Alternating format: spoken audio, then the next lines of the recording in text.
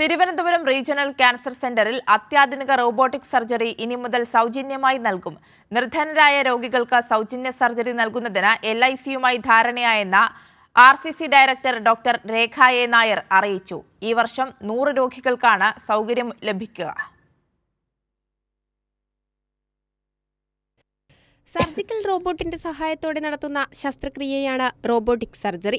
Open സർജറിയെ അപേക്ഷിച്ച് രോഗി ആശുപത്രിയിൽ കഴിയേണ്ട സമയം കുറയ്ക്കാനാകുമെന്നതും ചെറിയ മുറിവായതിനാൽ അണുബാധ സാധ്യത കുറവാണെന്നതുമാണ് റോബോട്ടിക് സർജറിയുടെ പ്രത്യേകതകൾ. സംസ്ഥാനത്ത് സർക്കാർ മേഖലയിൽ ആദ്യമായി ക്യാൻസറിന് റോബോട്ടിക് പീഡിയാട്രിക് സർജറി വിജയകരമായി നടത്തിയതും തിരുവനന്തപുരം RCCയിലാണ്. 150-ലധികം റോബോട്ടിക് ശസ്ത്രക്രിയകൾ ഇതിനോടകം RCCയിൽ ചെയ്തു കഴിഞ്ഞു.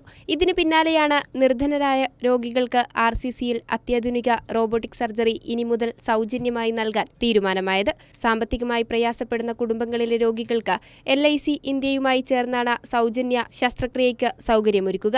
2025-26 വർഷത്തിൽ 100 രോഗികൾക്ക് സൗകര്യം ലഭ്യമാകുമെന്ന് RCC director doctor Rekha A Nair അറിയിച്ചു. ഇതിനായി 1.25 കോടി രൂപ LICയുടെ കോർപ്പറേറ്റ് സോഷ്യൽ റെസ്പോൺസിബിലിറ്റി ഫണ്ടിൽ നിന്നും RCCക്ക് കൈമാറുന്നതിനും ധാരണയായി. കഴിഞ്ഞ സാമ്പത്തിക വർഷത്തിലും LIC ഗോൾഡൻ ജൂബിലി ഫൗണ്ടേഷൻ നടപ്പാക്കുന്ന പദ്ധതിയിലൂടെ 1 കോടി രൂപയുടെ മെഡിക്കൽ ഉപകരണങ്ങൾ RCCക്ക് നൽകിയിരുന്നു. കൈരളി ന്യൂസ്, തിരുവനന്തപുരം.